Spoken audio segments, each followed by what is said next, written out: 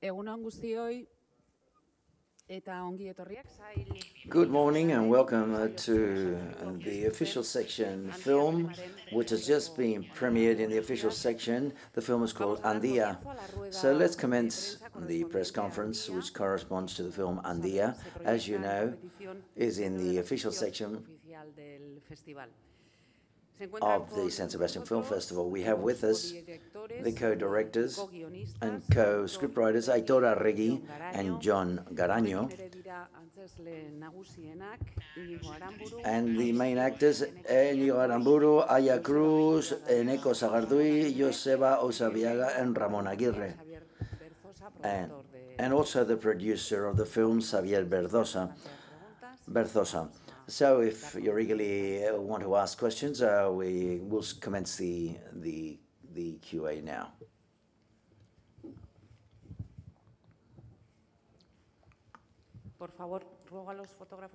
Please, photographers, can you let the girls go through so that they can hand over the microphone? Well, thank you and congratulations from the bottom of my heart. I would like to know how this project came into your hands and how you decided to undertake this project. And then at the end of the film, the truth is, I thought it was a very beautiful film, by the way. I'd like to know how you decided or how you came up that phrase ending that last shot, that last scene, because I thought it was truly very beautiful. Thank you very much.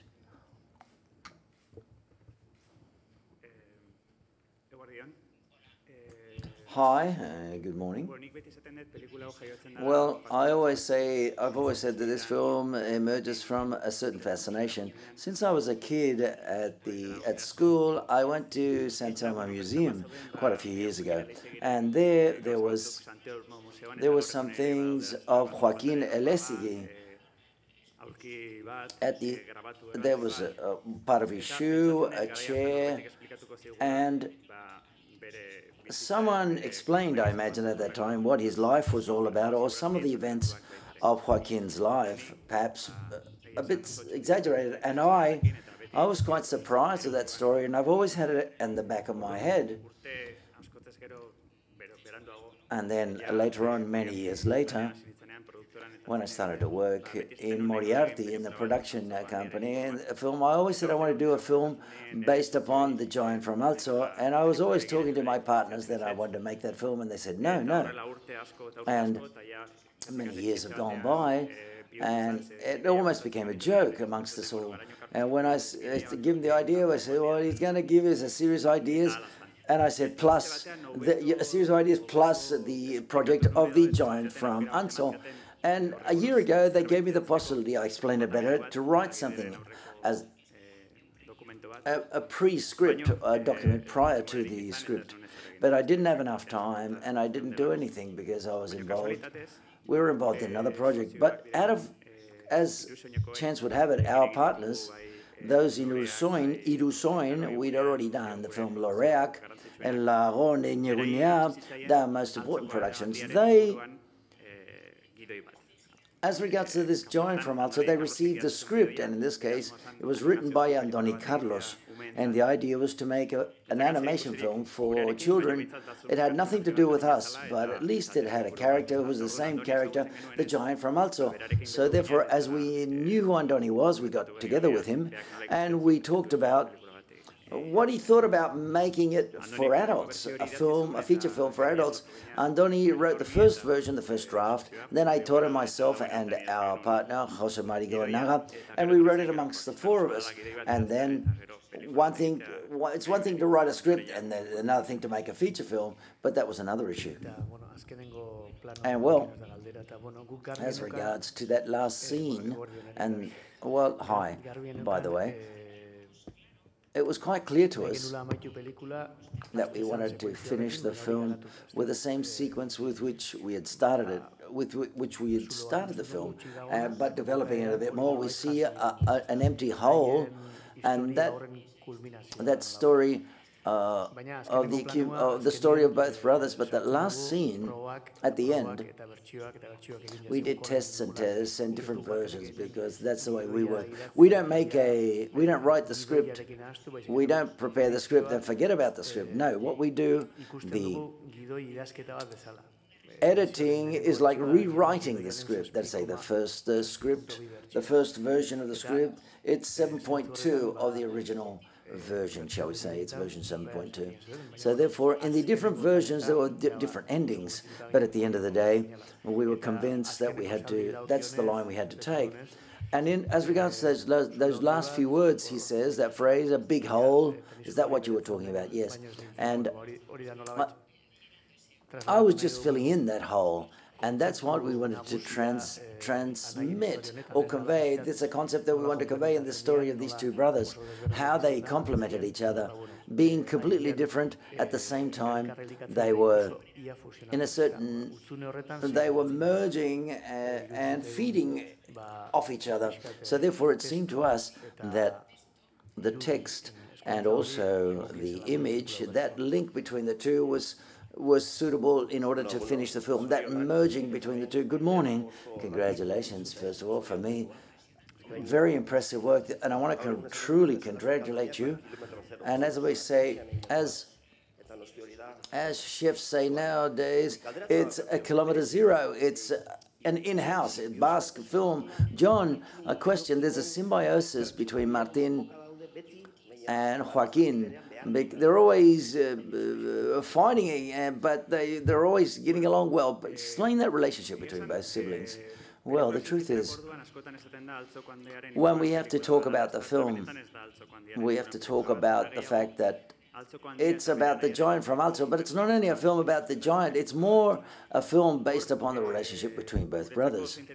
For us, it was very interesting to give protagonism to Martin, because Martin offers another point of view vis-a-vis the story. And both of the brothers, each of them, represent in that variable world a different perspective. One of them is linked to, deep-rooted to tradition, and what's happening to him physically, he wants to stay as he was. He doesn't want to change. But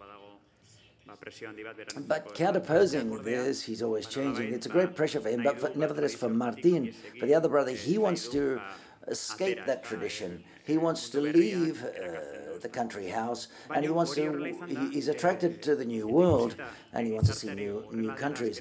But albeit having and seeing it, that's the way it is in society. One person takes one path, another takes another. But that's the way it is. But nevertheless, society is one single thing. So therefore we always used a concept, and we were telling that to the actors. You've got to understand that for us, it's like yin and yang. That's one is a force that's dragging one way, and the other is a force that's dragging the other way. One is white, and the other one is black, if you catch what I'm saying. So therefore, that's the way it is. Nevertheless, but you're one, both of you are one whole. There's a lot of grey, and grey would be society, but visually speaking, there are different plays within the film that makes us think whether they both existed in real life or whether they were both the same person. Or a play of this nature, that is to say. And I'm glad that you saw that, because it was important for us. There is a symbiosis, constant symbiosis, it seems to me.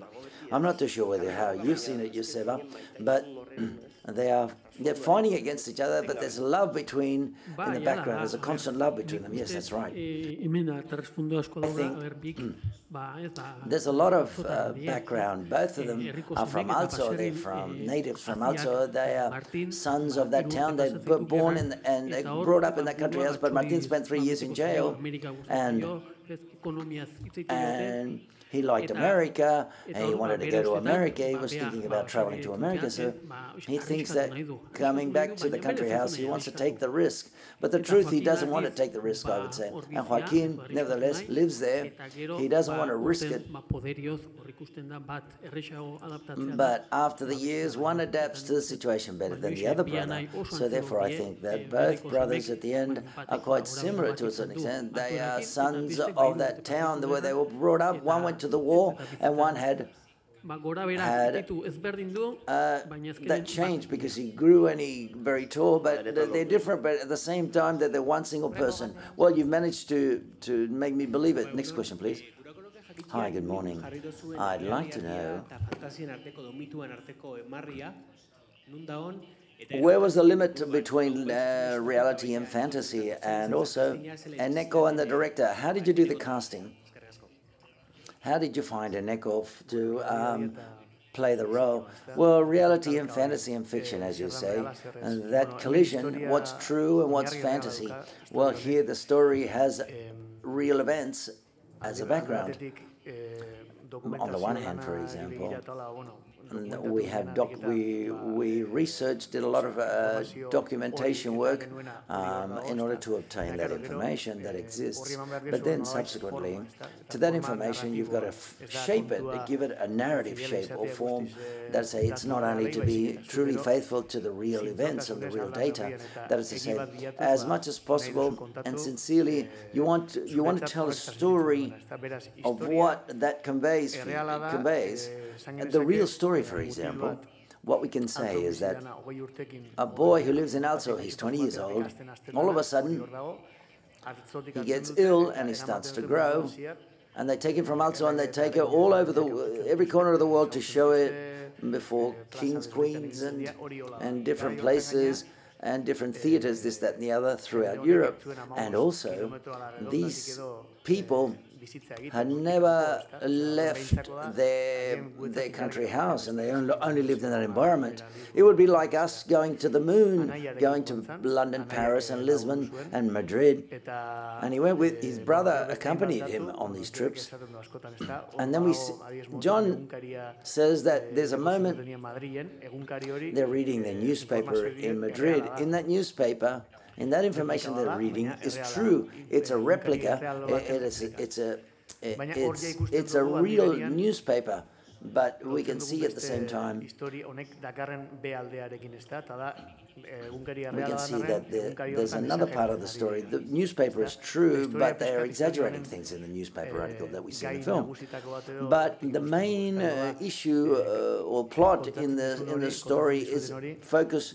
We approach it from that perspective. That's to say, what's being told is being deformed, shall we say, as he is deforming himself and changing. There was a great similarity, beautiful similarity here. That happened to us. While we were researching everything, the story demanded that we should deform it to carry out a transformation process, because at the end of the day, it's as if reality or fiction or law or the fiction, that link between reality and fiction, we wanted to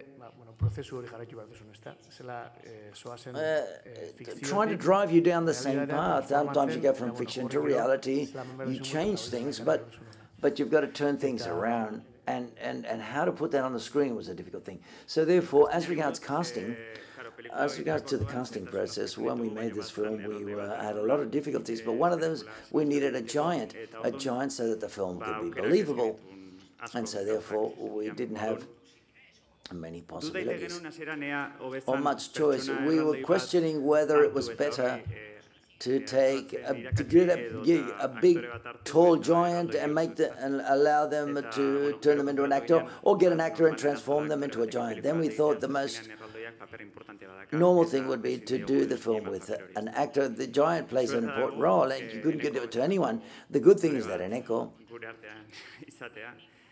to have an echo amongst us, an actor who's a very good actor, and plus who's got a great technique, that for us has been a great discovery in many senses.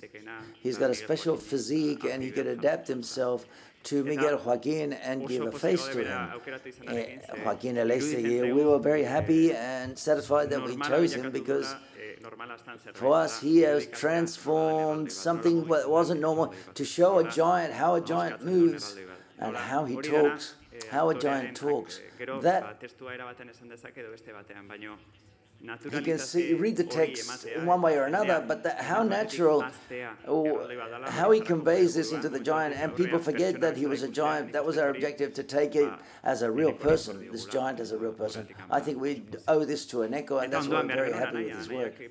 And also we needed his brother, because his brother is also very important, Martin, and we want the brother to be different, to be quite different to him, so that at given specific moments, well, but Joseba mentioned this before, because at certain given moments they could merge and link together, and to see that there exists something between them. Perhaps at the beginning they are much more similar, but life takes them down different paths. And Joaquin conveyed something contrary to Martin. Martin is a person who he sees no limits to himself. Excuse me, Joseba, but he's very limited at a given moment, and excuse me, Joseba, but it's not easy for the spectator and the audience to see this, but the actor has to see that and perceive this. In this sense, Joseba, we saw from the outset that he could give us that feeling and transmit this and convey this. And about Joseba, another thing is the way he looks. He's got an incredible way of looking at things. He's got a great look, and that gave us something from the outset, well, at least for the film. And I shouldn't forget, obviously, there's another actor with us. It's very important that perhaps in the script had a greater, bigger role in the script. We focus on the brothers. We have to base ourselves on the work of Iñigo. From the outset, we said we've got to take a person who discovers business, who discovers there's another way of making money in life and making a living. And he's mercantile, he's very quick, he's very sharp, and he participates but very little, but he's a person who is a witness of this relationship. And we told Iñigo, and I think we got it perfectly right, we said, sometimes we imagine that he could be a person who's like a slave driver, but no, we wanted him to be different, and I think we gave him another image. And Aya, for us, she's the other part of the triangle. She's something between both brothers. She says very few words, but she conveys a lot. She conveys a lot with very few words. And despite the fact that she's in the background, shall we say, Aya Cruiser is a person who acquires their own personality and demonstrates her personality. It's very important to mention that in that family there weren't any women, there wasn't a mother, so therefore that conditioned things quite a lot in the life of these characters, because this is not told in the film, it appears in the script. They lost their mother when they were young, and that's the way it was, and we wanted to maintain that. And Aya, the actress, or Maria in the film, her character slowly but surely introduces herself into the character, and she acquires more relevance. And in order to finish, and excuse me, perhaps I'm giving you a long answer, but as the actors are here, I want to talk about Ramon Aguirre as well. We didn't do any casting for Ramon because we'd worked with him for a long time in different shorts. He's well known, a very well known actor, and we like the way he works. And there was no doubt that he had to be the father in the film. And the truth has been a great pleasure, because he makes things easy. We told him how to do things, but he sometimes complained, no, I want to do it in a different way, for example. And we've learned a lot from Ramon, and I thought it was very interesting, the work he did. And plus, Ramon has different sequences, but he's a person who's very tough, who is always looking for his country house. He always wants to impose his law. But when he goes to Hauncho, to the owner, the landlord, he's a bit more humble there. And how he transforms from one sequence to being humble and tough is something that I should praise, and I want to finish now by saying, and I'd like to mention also the rest of the actors, because there are many, many actors in the film. And it's very difficult to see a film and to shoot a film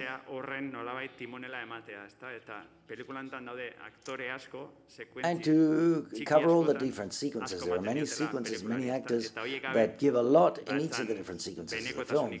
Without these actors, it wouldn't be realistic, it wouldn't be believable, and we're very thankful to all of the actors. I'm not going to mention all of them, but there are many, many. We're very happy with the work that everyone has done, the entire cast. Hi, good morning. Well, the casting, I remember that the character was quite special. And when the person in charge of casting, I said, well, I don't have a body. How am I going to do this? I'm not tall enough. And from the outset, he said, stick my chin out. I've got to stick my chin out, otherwise they're not going to take me, and they're not going to get me, and they're not going to choose me for the film. And it didn't finish there, because from the little I'd read, that they wanted to construct a giant, not a monster, but they wanted to construct a person who was believable. During the casting, there were a series of concepts that relate themselves to a little child. Innocence on the one hand, and on the other hand, the pain, the internal pain, when he has difficulties to express himself. And kids know a lot about children, and that's why kids scream and cry. And Joaquin, to a certain extent, reacts that way, like a child. And also, that was my challenge, that is, to not become a monster or an animal, turn him into a monster or an animal. But I wanted people to be empathic with him, that is to say, that he's got an illness and he can't control his body and he can't control his life. So therefore, the transformation Joaquin has, and it was a casting which was a long process. I think that the characters have to be quite perfectly measured, and I'm very happy to have been part of the film as well. Hola, of course. Buenos días. Hi, good morning. Tengo dos preguntas. I've got a couple Una, of questions. para One los directores. for the directors. Vosotros sois un grupo de cineastas You're a que group habéis hecho of películas sobre filmmakers that have las made mujeres films y, upon para, bueno, women. tierra del matriarcado. And this is the Y land siempre ha sido muy sorprendente vuestra women mirada sobre las mujeres. controlling the Esta es una situation. película But totalmente de hombres, pero es it's a una film of men, but frágil. it's a very fragile masculinity. That is, this masculinity of the past century, that it exists. And then your colleague was talking about the symbiosis. And as filmmakers, it's not that you should not. There's more of you. There's not the Coen brothers. These brains. How do you get together? How do you work as a creative group? I'm not too sure whether you do that through an assembly process or how do you do that.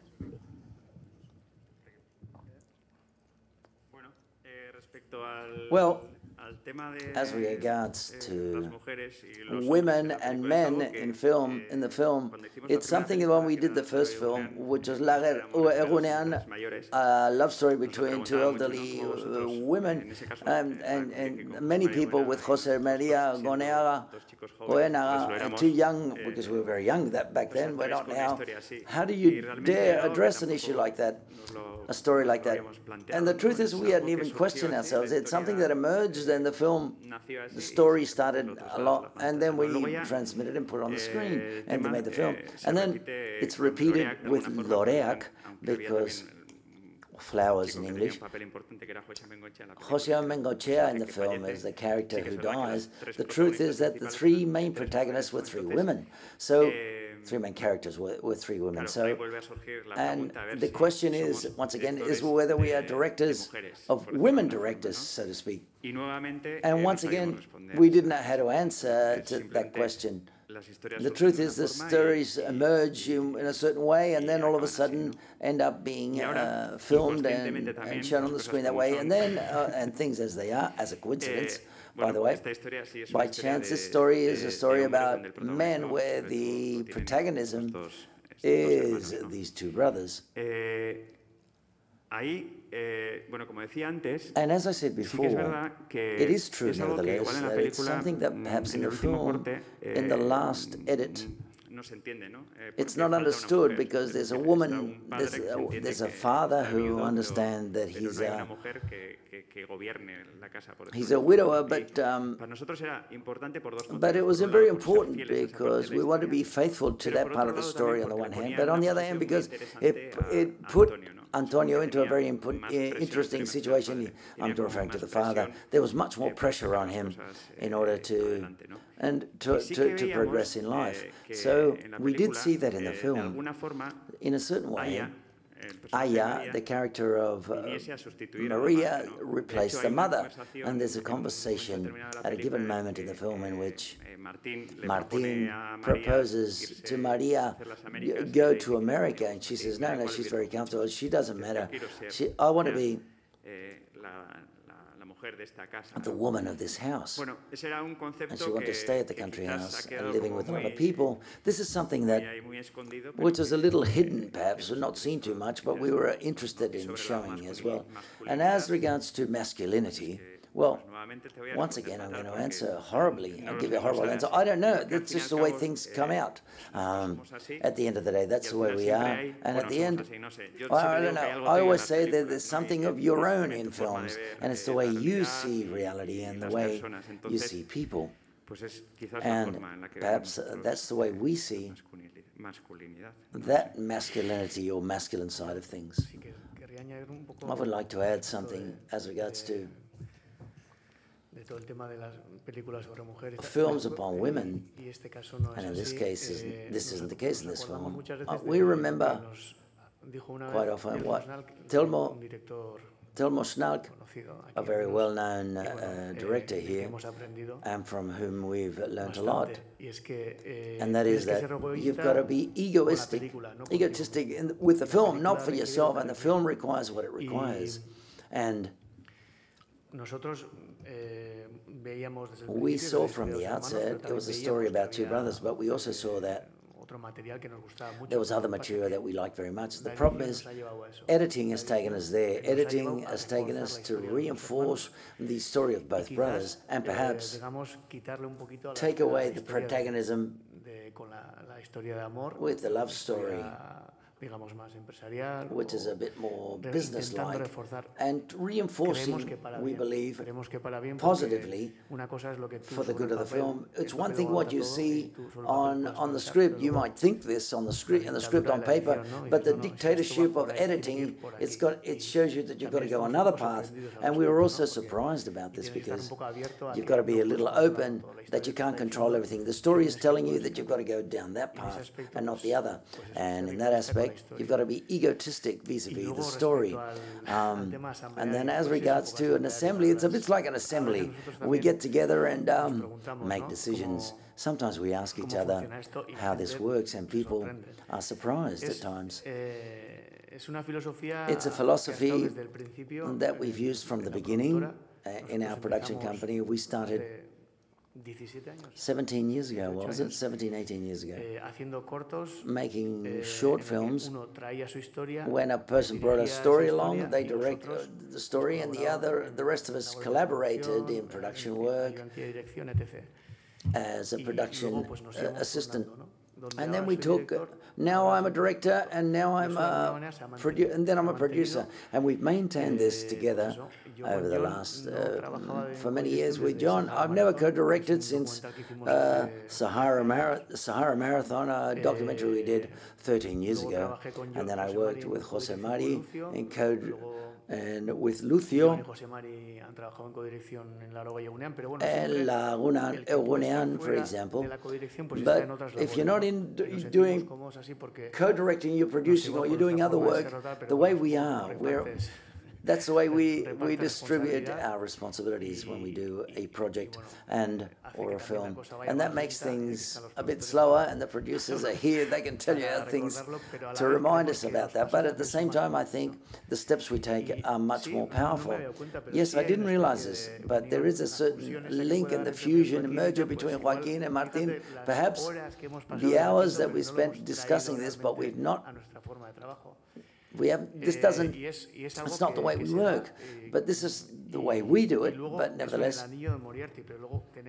And here we have another ring, that's Moriarty, the relationship, the co-production with Ilusión Soin, which is a relationship, which is a long relationship, and we can say that there is a second link here. We know each other. You do this, I do that, but reflecting upon things together. But in this case,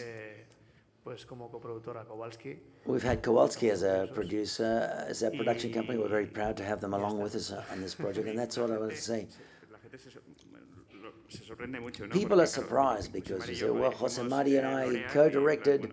Loreac didn't go too bad, so we thought, why don't you repeat co-direct again? Well, the truth is, it's true that I co-directed with Aitor Bar. Jose Mari was the producer and the scriptwriter, the editor, director of the second unit. He was in the editing. He's the third director at times.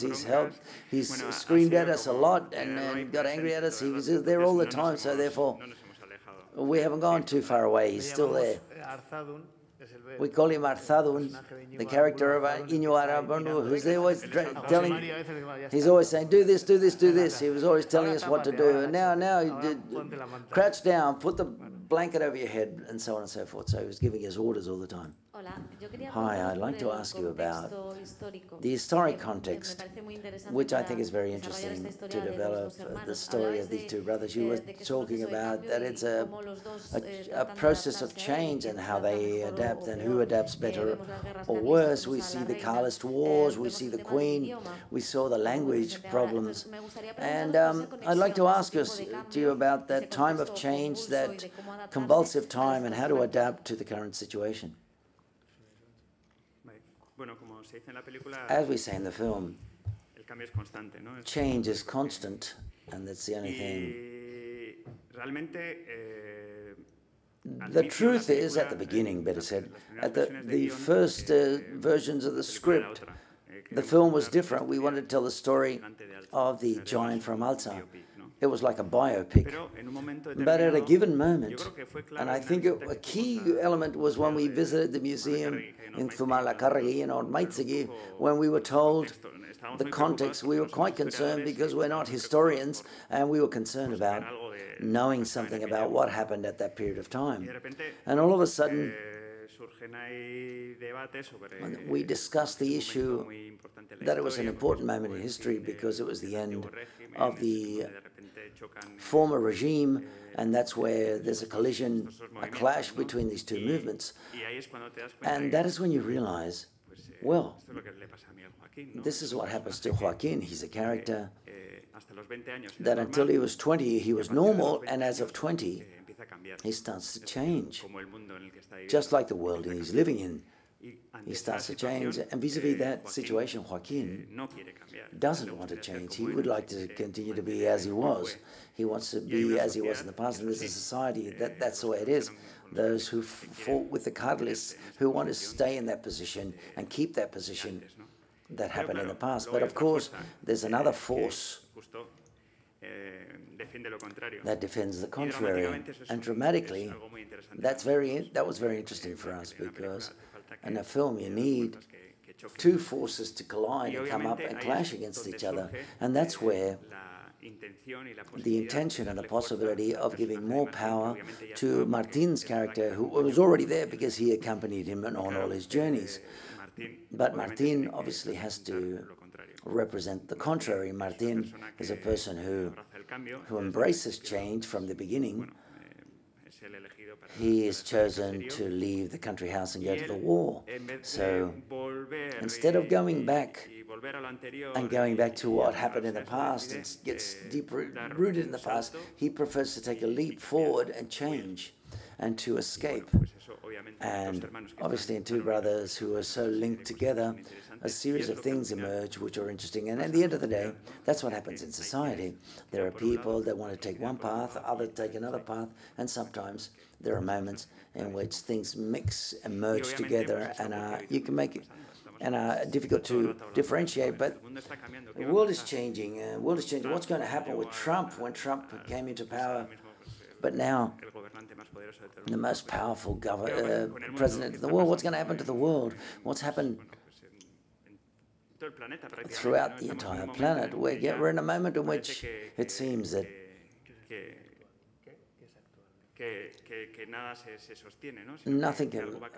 something's going to change, and we're going towards something that, for the time being, we don't control, I believe, anyway.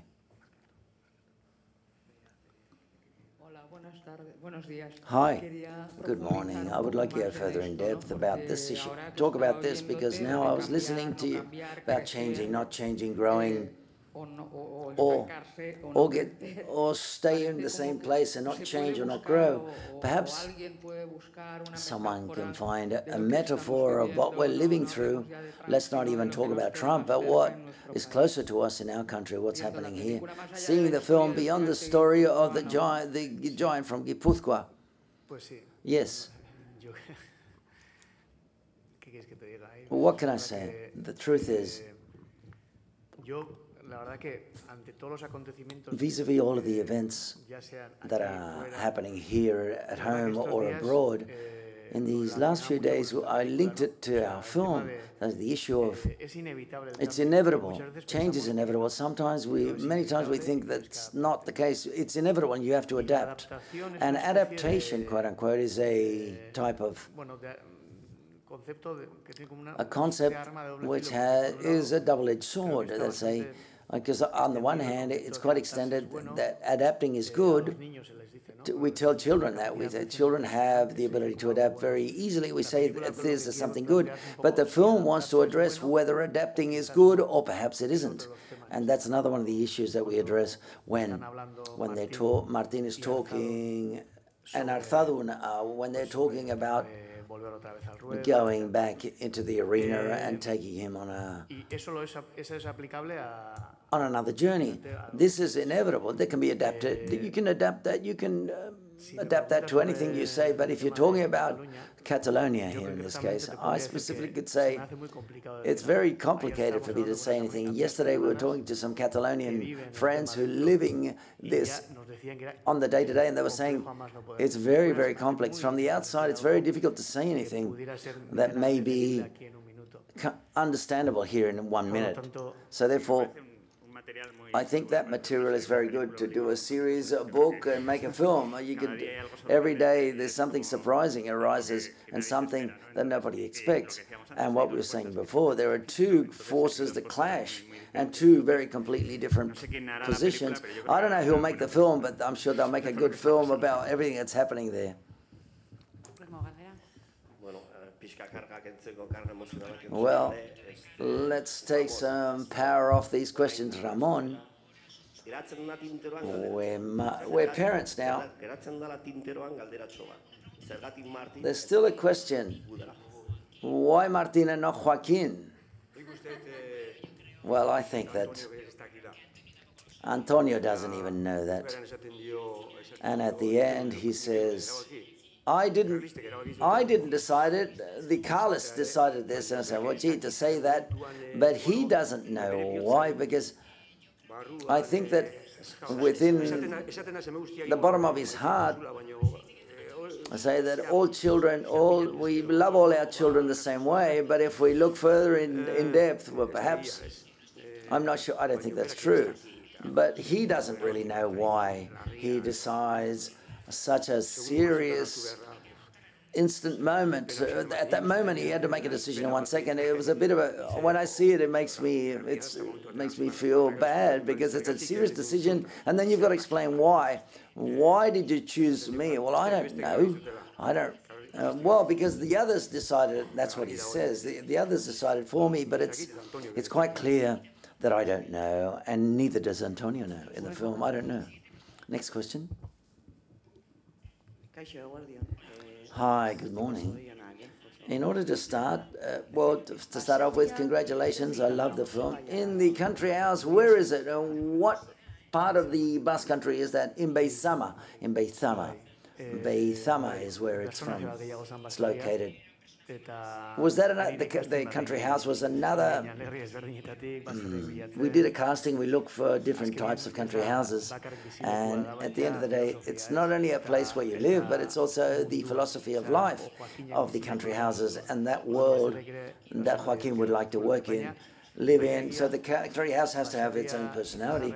The truth is that the country house, despite it being a very plastic type of place where it's located, with its structure, characteristic structure, at the same time, I would say that it was about to collapse. So that quite fortunately, we had a very good team and crew throughout the entire film. in art.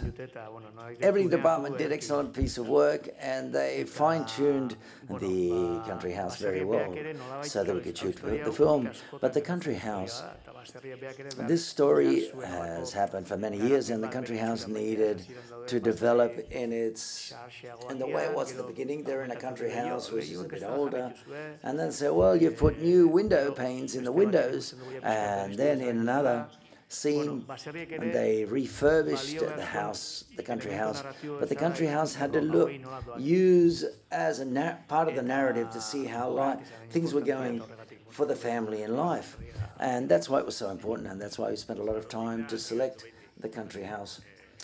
Within, it's Igartubeiti, it's Leizama, it's in Beizama, but we can't tell you all the tricks. That's the way we do things. You shoot the on location Igartubeiti, which is in Itxaso, and the inside, the interiors is on set. Any other questions? Bueno, Moriarty-tarrak hona etorri zinaten azken izan Loreakin, ez zer zinaten kazetari askondako, aurten ja Lorea taldia zaie, Loreaken sortzaileak, adjetibo asko eta ja izen bat bakazue, hori alde edo kontra eukido zuen kontu bada, gurakonoke hori jakitia. Bueno, gero beste parekera galdeuka, baina horrekin hasi eta... Bai, azkena esan. Azkenak ulertu bat nik bakau, Bai, espektatibak handi badia. Normala da. Neri berdina gertatuko zitzaidan ikusle banitz beste aldian. Eta Loreakena sorpresa izan zen. Jendiak bezer gutxi espero zuen. Hor dago tal, baina jazta ikusiko dutago bapatien prast, goraka da hori. Eta kasu honetan, karo, ja hori daukagu, ezta? Baina, beste behin ere, nik komentatzen dugu askotan, ezta? Bi historia oso desberdin dira. Eta horrek ere pixka lasaitzen gaitu. Osea, ingo bagenu Loreaken oso antzeako zerbait ere jendeak asko konparatuko luke. Orduan, honek lasaitzen dugu pentsatzea banu ditu.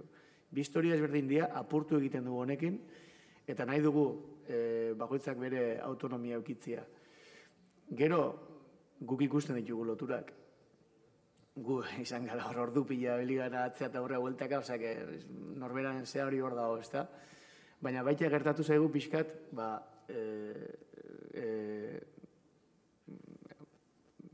personai gertatzen zaiena pelikulan, esate dutenia, oin hau egiten dut, oin zer, oin erakutsi nazazu, ez daki zer, negozioa erakusgarriago izateko, egin behar duzu beste pausu bat eman. Hartza honek esaten dio, eskondu balitz honekin, meia berandu da, guri ere pixkat, prozesuen hori gertatu zaigu, pentsaten, Loreakekin hau egin genuen, Loreakekin beste hau egin genuen, beste zerbait eskeni beharko dugu jendia, ez? Eta horri biligara baita pixkat Hartzadun edo Miguel Joaquin edo Martin batzuk izango baina bezala. Eta, baina aldi berien jakinekua esan, oseak, eramaten duzu. Eta gero, ez daztu behar Loreaken gatik egin alizan dugula pelikula. Ezin eskoa zan pentsatzea horrelako pelikula bat egin zitekenik. Hemen presupuesto handiko pelikula da, hemen egiteko pelikula bat 3 milioi eta erdiko, ez da, inguru hortako pelikula bada. Loreakek ateak irikizizkigun pelikula hau egin alizateko, bestela. Orduan hori ere eskertzeko da, eta orduan hortaz ere gogatu behar dira baita ere. Etoin azkeneko alderia, banaketia izan izangoa, zurrumbilo udana pasatzean ean, urriako bireia jarreko zaie, Londresa ebe basoiatze, zela izango hau idana, eta pertsioz bineak egongo dia, euskera, zerderaz, jatorrezko bertsioan ikusiko jendiak, zela izango hau idana, eskerrazko. Hogeian estrenatuko da, eta Euskal Herrian jatorrizko bertsioan, eta gero mendikanpo bikoiztuta ere estrenatu behar dugu bikoiztuta bestela ez geha sartzen herrialdeko areto gehienetan. Orduan, hori asumitu behar dugu, eta, alik eta hobekien egin, eta hortik mugitu pelikula. Eta gero, mendikanpo festivaletan eta beste herrialde guztitan jatorrizko bertsioa dara voltatuko gara berriro. Mil esker, benetan, eta sorterik onena, guztioi. Eskerrik asko dena. Eskerrik asko. Thank you. The best of luck to all of you.